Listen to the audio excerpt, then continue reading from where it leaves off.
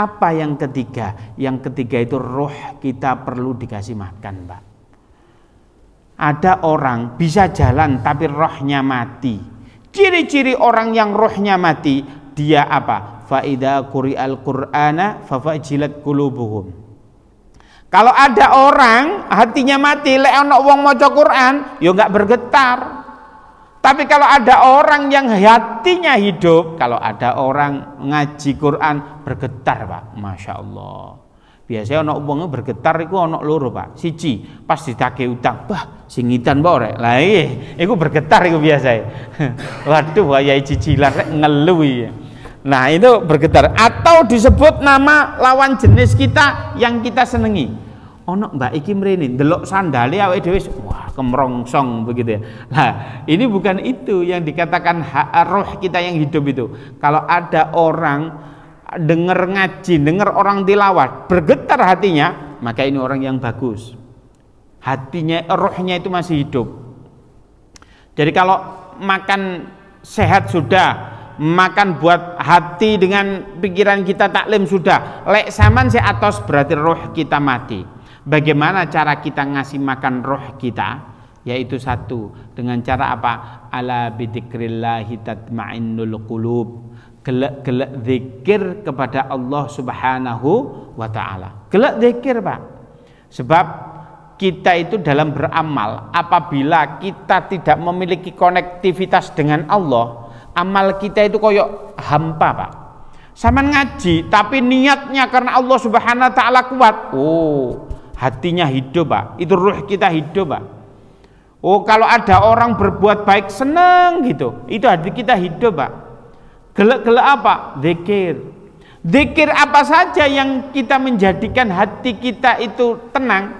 Nah, kita akan membahas 3. Yang pertama, apa zikirnya? Kita ketahui bersama, afdhalul dzikri la ilaha illallah. Sebaik-baik zikir itu apa? Yaitu maca la ilaha illallah. Bahkan ada sebuah ayat di kalau nggak salah di juz yang keempat, apa dikatakan oleh Allah Subhanahu wa taala, innalladzina qalu rabbunallah summastaqamu tatanazzalu bihi alaihil malaikah. Sungguhnya orang yang berkata qalu rabbunallah, Tuhanku Allah. Bahasa lain Tuhanku Allah itu apa? La ilaha illallah. Bahasa lain kan ya Tuhanku Allah, Tuhanku Allah. Ya bahasa lainnya ya la ilaha illallah.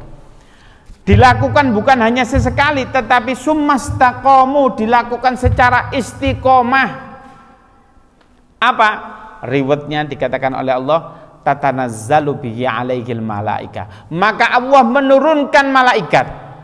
Antum tahu, jenengan tahu di Gaza itu orangnya nggak punya tembak yang secanggih Israel, tapi beliau istiqomah. Dengan istiqomah itu apa? Allah menurunkan malaikat untuk apa? Mengcover kebutuhan mereka.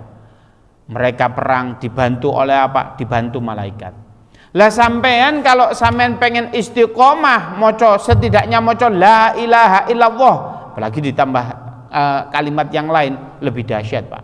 Malaikat akan turun kepada kita apa? Menghandle apa yang seharusnya kita handle. Contoh, jenengan buat rumah, kalau mengandalkan kantong kita sendiri, mengandalkan kekuatan kita sendiri, segede apa sih rumah yang akan kita buat? Sulit, Pak. Iso-iso bertahun-tahun nggak jadi-jadi. Oh, pendapatan kita cuma segitu. Tapi bayangkan kalau kita bikin rumah, tapi yang menghandle malaikat, Pak, insinyure malaikat, kira-kira cepat jadi apa enggak? Loh, cepat jadi, Pak. Makanya kalau orang zikir yang istiqomah la ilaha illallah, udah dahsyat, Pak.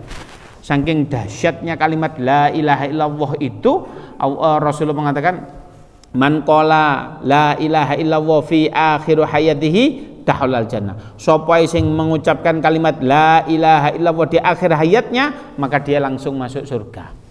Loh, mek maca la ilaha illallah di akhir hayatnya itu maca apa? Masuk surga. Tapi yang menjadi pertanyaan, kalau seandainya mulut kita sering meso, sering ngamuan, sering bentak bojo, dikongkon bojone gawe no kopi malah disentak, ngekei blonjo sakmono ngongkon-ngongkon gawe kopi. Wah, seandainya iki, Pak. Lah ibu-ibu mriki mboten kula yakin. Mek ora digaekno. Lah ini bagaimana? Ini bagaimana kalau itu?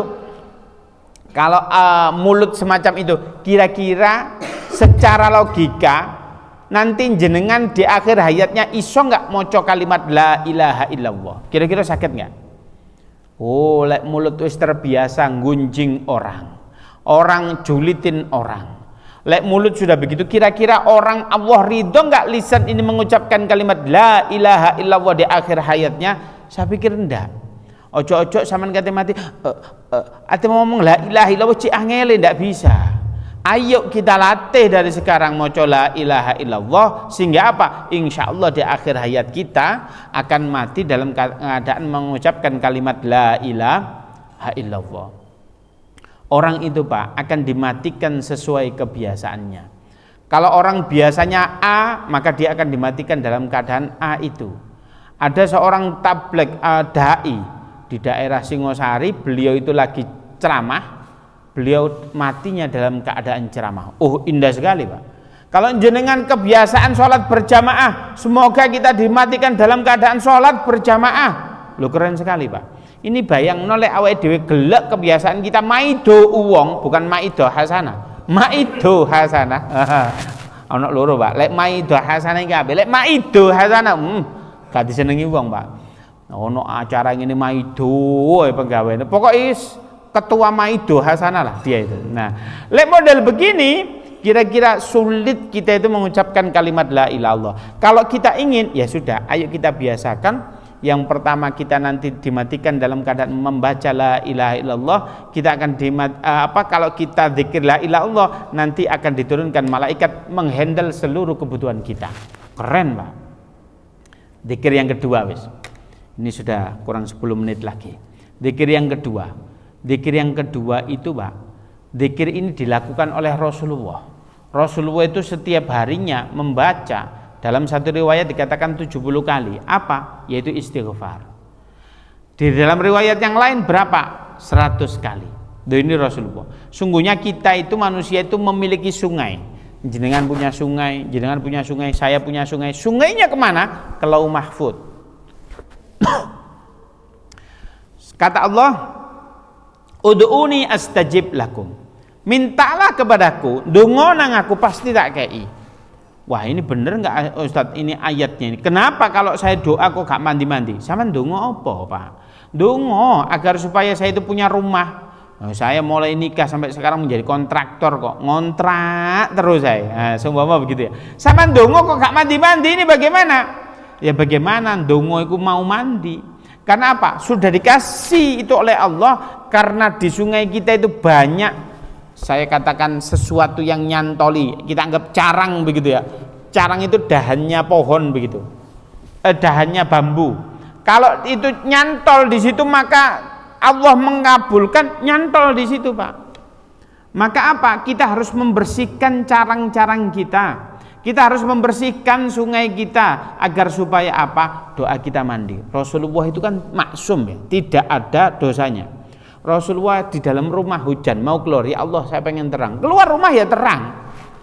Kita itu juga bisa begitu kalau kita nggak ada dosanya. Tapi mustahil. Kita mesti punya dosa. Dengan cara apa? Ya ayo kita gelek-gelek istighfar. Zikir yang pertama la ilaha illallah. Abi. Yang kedua, untuk agar supaya kita itu sungai kita ini bersih, ayo kita sering-sering membaca istighfar. Kalau Rasulullah 70 kali, Rasulullah 100 kali, kita berapa kali? Mek telu. Ya ojo, Pak. Orang itu ibu-ibu kalau cuci ini kotor, ya deterjennya banyak. Kalau ini bersih, deterjen sedikit sudah bersih.